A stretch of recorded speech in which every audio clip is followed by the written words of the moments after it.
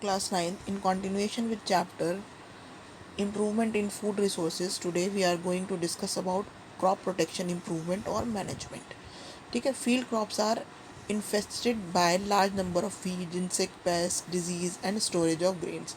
हमारी क्रॉप्स जो हैं वो ख़राब हो सकती हैं वीड्स के की वजह से, या इंसेक्ट या पेस्ट की वजह से, या किसी डिज़ीज़ उनमें हो जाए, या हमारी स्टोरेज सही तरीके से ना हो। तो ये चार तरीके हैं जिनसे हमें अपनी जो क्रॉप्स हैं हमें उन्हें प्रोटेक्ट करना होता है। वीड्स क्या होते हैं? Let's see that weeds are unwanted plant in the crop yields. तो वीड्स करते क्या हैं? That take up the nutrient and reduce the growth. वो वहीं सॉइल से जो ग्रोथ न्यूट्रिएंट होते हैं वो ले लेते हैं, जिसकी वजह से वो न्यूट्रिएंट्स जो होता है वो मेन जो क्रॉप होती है उसको कम पड़ जाता है और उसकी ग्रोथ पे इफ़ेक्ट पड़ता है। फॉर एग्जांपल जो वीट के एग्जांपल है, जैसे जेंथियम है, पैराथीनियम है, ठीक है। तो रिमूवल ऑफ वीड्स के लिए हमें क्या करना पड़ता है? बहुत अर्ली स्टेज पे रिकमेंड करते हैं कि अर्ली स्टेज पर इन्हें निकाल देना चाहिए। हमारे पास वीडीसाइड्स होते हैं जिनके थ्रू ये हम इनसे छुटकारा मिल सकता है। Then come insect and pest. Insect and pest is कहीं से भी हमारे पास पेस्ट या इंसेक्ट्स हमारी फील्ड पर जो है, क्रॉप्स पर जो है वो अटैक कर सकते हैं। They affect the health of the crop and reduce the yield. Like caterpillar हैं, ड्रैगन फ्लाइज हैं, दे ठीक है। तो इनसे कैसे बचा जा सकता है? पेस्टिसाइड्स हैं जो कि बेसिकली केमिकल्स होते हैं, उनके थ्रू हम इन चीज़ों से बच सकते हैं। Then come disease.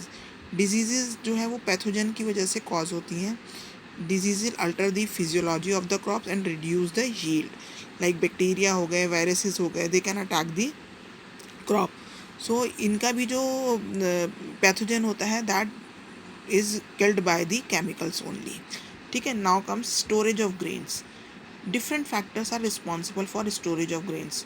Different factors like हमारे पास जगह नहीं है प्रॉपर, या वहाँ पर मॉइस्चर है, या वहाँ पर जो रोडेंट्स होते हैं वो वहाँ पर बहुत ज़्यादा होते हैं।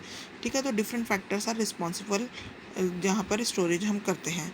So these different factors reduce the quality of stored grain. Biotic factors में जैसे इंसेक्ट एंड रोडेंट्स, फंजाई आ गए। ठीक है। ए बायोटिक फैक्टर में मॉइस्चर एंड टेम्परेचर आ गया, एज डिस्कस अर्लियर।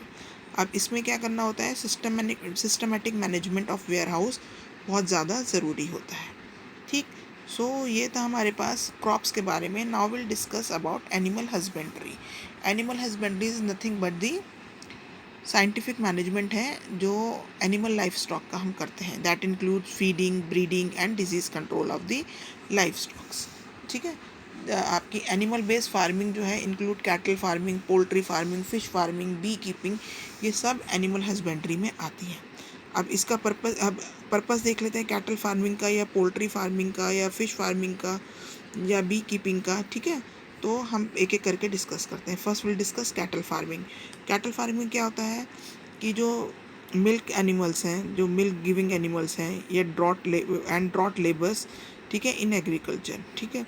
अब क्रॉस ब्रीडिंग में इनके लिए हम क्या कर सकते हैं? एग्जॉटिक क्वालिटी के लिए हम क्या कहते हैं? क्वालिटी के लिए क्या होता है? लैक्टेशन जो है वो ज़्यादा होना चाहिए उनके अंदर। एंड ब्रीड के लिए क्या होना चाहिए? Quality of disease resistance. ठीक है। मेंटेनेंस के लिए में क्या देखेंगे हम? Good ventilation in shades, roughage, concentrate protection from parasite and skin disease vaccination.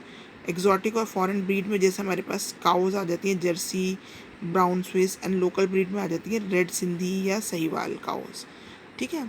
Now will see poultry farming. Poultry farming हम करते हैं मीट, चिकन, एग, इनके प्रोडक्शन के लिए। इनके पास हमारे पास एग्जॉटिक और इंडिजीनियस ब्रीड दोनों होती हैं। यहाँ पर भी इनके लिए हमें वेंटिलेशन शेड्स में चाहिए होता है, roughage, concentrates, protection from parasites, skin disease and vaccination इनका करना पड़ता है। और इनकी एग्जॉटिक डिजीज़ में आती है Leghorn, and indigenous breeds में आती है असील। ठीक है। Then fish farming. Fish farming में क्या होता है? Cheap source of animal protein. Fish production is aquaculture. Growing of marine fishes are called mariculture. ठीक है। ये भी both exotic and indigenous fishes हमारे पास होती हैं।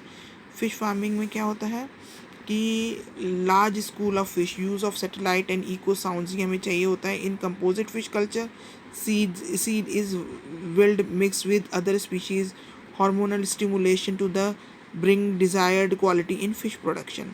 सो हमारे पास फ्रेश वाटर फिशेज़ होती हैं, जैसे माइक्रोबैरिकियम एंड मेराइन वाटर होती हैं, जैसे पीनस बोलते हैं, जैसे प्रॉन, फ्रेश वाटर फिशेस में, मेराइन फिशेस में Bombay duck, sardines and are common हमारे पास एग्जाम्पल्स हैं। बी कीपिंग जो हम करते हैं वो वैक्स के लिए या हनी के लिए हम करते हैं, ठीक है, या मेडिकल प्रिपरेशन के लिए ये चीज़ें हमें चाहिए होती हैं, और एक तरह से एडिशनल इनकम भी होता है फॉर द फार्मर।